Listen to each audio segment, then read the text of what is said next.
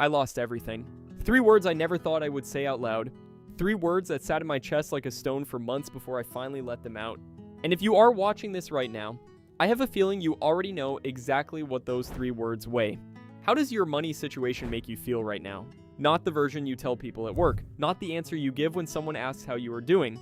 The real answer, the one that sits with you at 2 in the morning when you cannot sleep. The fear, the shame, the bone-deep exhaustion of trying to keep it all together when the numbers just do not add up.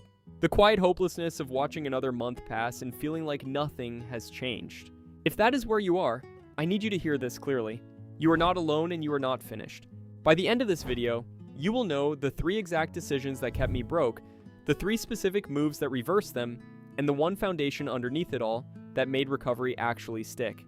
The crash did not happen all at once. It never does. It was a slow collapse, a savings account that drained a little more each month, debt letters that started arriving faster than paychecks, income that disappeared without warning. According to a 2021 Federal Reserve report, about 36% of Americans said they had trouble covering their expenses after a financial shock. What shape is the U.S. economy in? Well, it's very clear from the jobs report and from other indicators that the U.S. economy is struggling. And this is just a dramatic reminder that before the economy can get back to full health, we need to control the pandemic. These are just linked. So this is just further evidence that we're struggling. 36%. That is more than 1 in 3 people. I was one of them. Maybe you are too. My financial rock bottom was not a single dramatic event. It was 1,000 small decisions stacked on top of each other over years. Some were forced by circumstances I could not control. A job lost. A medical bill that came out of nowhere. $16.15 trillion. That is how much debt American households owed by the second quarter of 2022. A staggering 41.79% increase from $11.39 trillion just 10 years prior. But some were decisions I made out of fear, and some I made because I simply did not know any better. They piled up quietly until the whole thing gave way. The National Endowment for Financial Education found that 60% of Americans do not have a budget. I was in that 60%. I had no map, no plan, no honest picture of where my money was actually going. The turning point was not motivation. It was not inspiration. It was honesty. Raw, uncomfortable, sit down and look at every number. Honesty. Not optimism, just truth. Every dollar, every debt, every pattern that had been running beneath the surface while I looked the other way. That moment of financial honesty was when things started to shift. Not because the numbers changed, but because I finally stopped pretending they were something other than what they were. Here are the 3 decisions that were keeping me broke.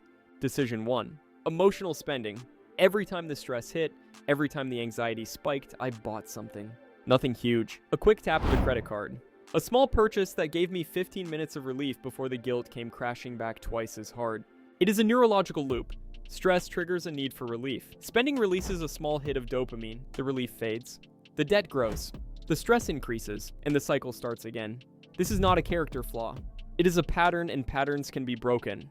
The move that reversed it was something I call the 24-hour pause. Before any non-essential purchase, I wrote it down in a notebook.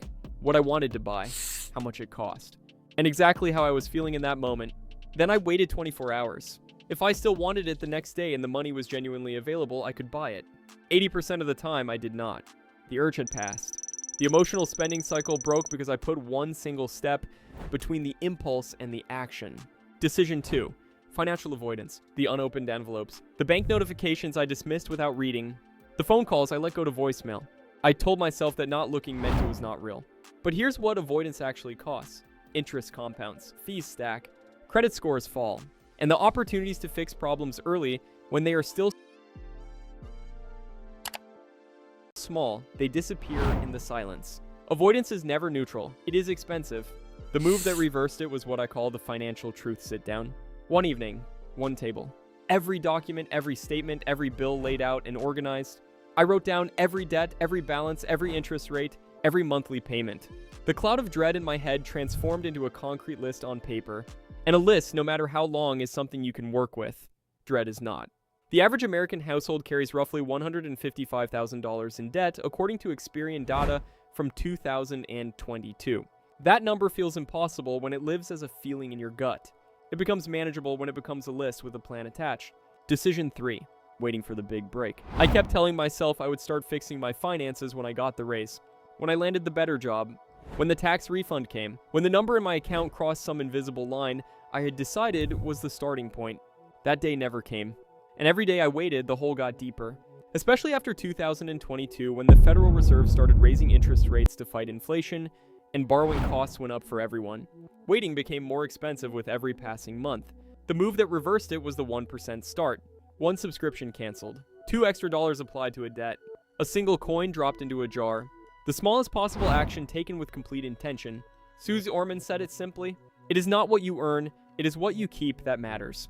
Wealth is not built in big dramatic moments. It is built in small, consistent decisions made every single day. The day I stopped waiting for the perfect moment and started with the smallest imperfect action was the day my financial direction actually changed. But here's what nobody talks about.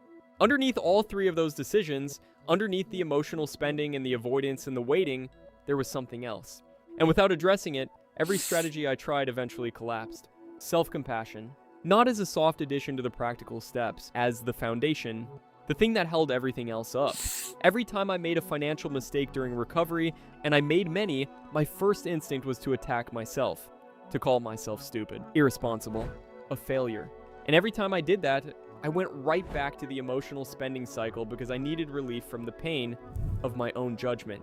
Research into what is called financial self-efficacy, studied by researchers like Steigar in 2021, shows that a person's belief in their own ability to manage money directly affects their financial outcomes. Know Your Value 3050 Summit in Abu Dhabi.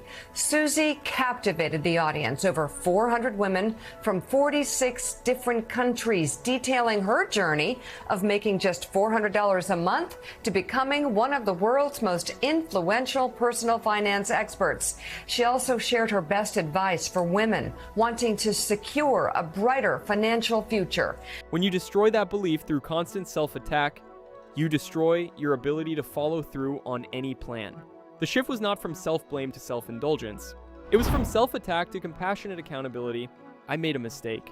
That mistake has consequences. I am going to address those consequences, and I am going to keep going. That shift did not feel powerful at first. It felt quiet, almost too simple. But it was the thing that made every other strategy sustainable. It was the thing that kept me at the table when every part of me wanted to walk away. 3 decisions that kept me broke. Emotional spending, financial avoidance, and waiting for the big break. 3 moves that reversed them. The 24-hour pause, the financial truth sit down, and the 1% start. One foundation underneath it all. Self-compassion. Your financial story's not over. The fact that you watched this entire video when every easier option was right there on your screen tells me something about who you are and who you are becoming. The recovery is not complete. It is just beginning. And that is exactly where the power is, not in having arrived. In having decided to move, nobody may clap for your comeback. Build it anyway. If this reached you where you are right now, save it for the nights when you need to hear it again. Share it with someone who is fighting the same fight in silence. And subscribe to Apex Files, because this is where people who are rebuilding come to remember they are not doing it alone.